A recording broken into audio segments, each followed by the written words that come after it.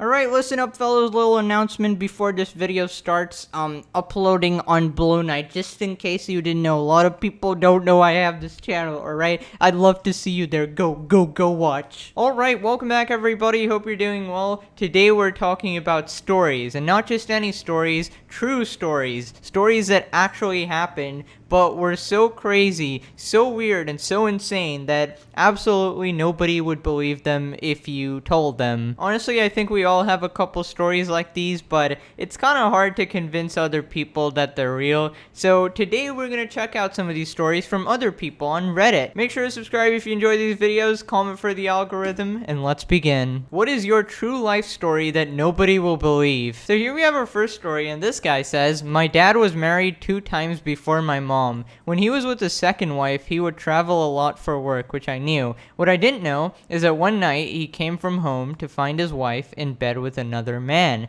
Actually, he walked in on them. He left the room and came back with a gun, shot the man dead, and wounded his wife. He turned himself in immediately and was sent to prison. He was sentenced to 10 years in maximum security prison." Okay, this sounds like a movie. Oh my god. In the last year that he was in prison, which was the 4th year, he got out for good behavior. And since the judge ruled it a crime of passion, he met the prison minister. The prison minister was my mom. No.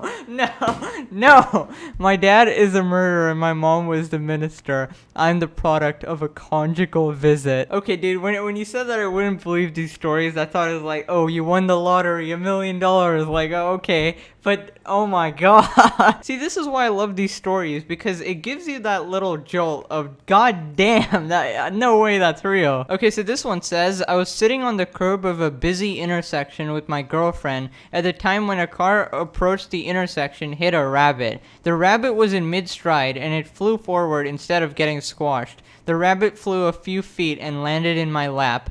Both me and the rabbit survived." Rip girlfriend. Wait, I'm very confused. What happened to the girl?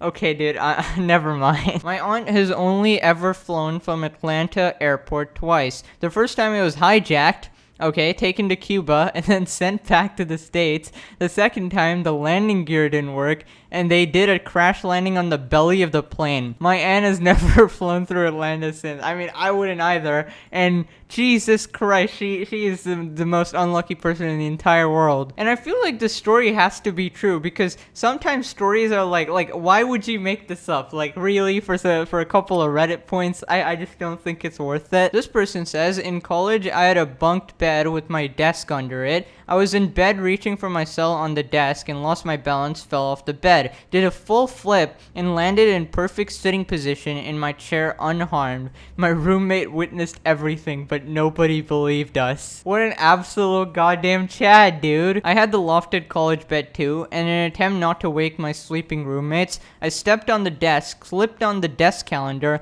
landed on my butt, and somersaulted backwards, so I managed to hit every vertebrae on the floor, ending with my head hitting the chair. My roommates heard the noise and tried to act like I was a toddler who fell by yelling, you're okay, so I wouldn't cry, and it worked. You know, people say that life is really fragile and stuff, and then I kind of forget that you could literally just slip and die, bro.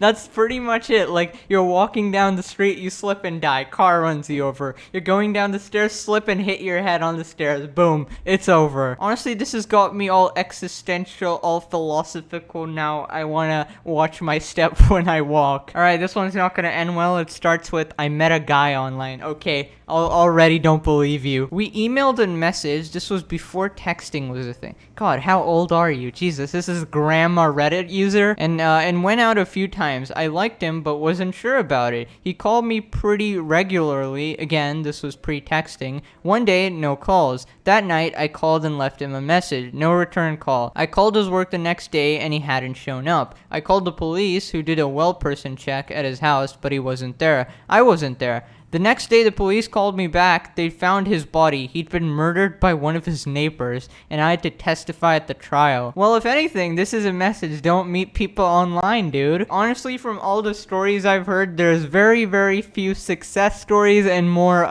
murdered by his neighbor stories. At 25 years old, I owned an illegal casino boat in Key West, Florida, and now I owe the government $5 million. This is a confession, but they're never gonna track him. My husband had the opportunity to operate on a gorilla's knee once. They have essentially the same anatomy as humans, so they asked human physicians to operate on them in many major zoos. It was really cool, and afterwards, they gave him a painting done by the gorilla as thanks. Apparently, the gorilla was going through some adolescent rank wars with other male gorillas and had his knee battered and bitten through the meniscus. I know it's his story, not mine, but he doesn't get on the internet, and I think it's super cool, and I'm really proud of him. Edit, we had it framed with a thank you note from M. Belly, the gorilla, and his trainer. Okay, so apparently this is like proof, unless this is just a random picture. Honestly, doesn't really look like anything. Long story short, I was asleep at a friend's. A kid who was there thought my friend's .45 cal handgun was a BB gun. He shot me in the left ass cheek, severed the femoral vein, damaged femoral artery, life support for a week and a half, 3 8-hour surgeries, permanent femoral vein to femoral vein bypass fake vein, and a little over a year later, I'm back on my feet, on my way to being normal again. I bet you wish you had a scar or something to brag about this, you know? Mentioned this before in the subreddit, but my life is akin to a bad pun at times. I was carrying my skis, slipped on some ice, and fell down. I asked a passing girl if she could lend me a hand with the skis while I got up, and then she told me she had no arms and proceeded to wave her empty coat sleeves around as proof. I just kind of fumbled to get up while apologizing profusely. She giggled and walked away. Jesus Christ! I just imagine one of those wacky, wavy, inflatable, arm-flailing tube mans taunting you, trying to help you up. Imagine you're hanging off like the edge of a cliff and then somebody shows up and they don't have any arms. I guess you could pull them up with your toes if you have strong toe. I don't think you can pull up a person with toes, to be honest. But honestly, if you don't have the upper arm strength, I think you deserve to die. Actually, never mind that I would probably deserve to die then. I can't do a pull-up. Yet, okay, I'll work up to it. Wait. On my way home from school about 7 years ago, I was sitting at a very busy intersection waiting to turn left. It was very gloomy outside. All of a sudden, it sounded and felt like the back of my car exploded. There was also a quick, very bright light that flashed in my rear view mirror. I panicked and noticed immediately after that the stoplight stopped working, and it began to rain. I looked out in the distance and saw a lightning strike. I also looked on either side of me where there was a ton of traffic and everyone was staring at me like this. Okay, this link goes to like nothing, so that's right, I was struck by lightning. My physics teacher always said one of the safest places to be in a lightning storm is in a car if the windows are up because it creates a shell in a way, so I believe you. Honestly, you know those videos on YouTube like what to do in these survival situations? I always like ignore all of them because I'm like,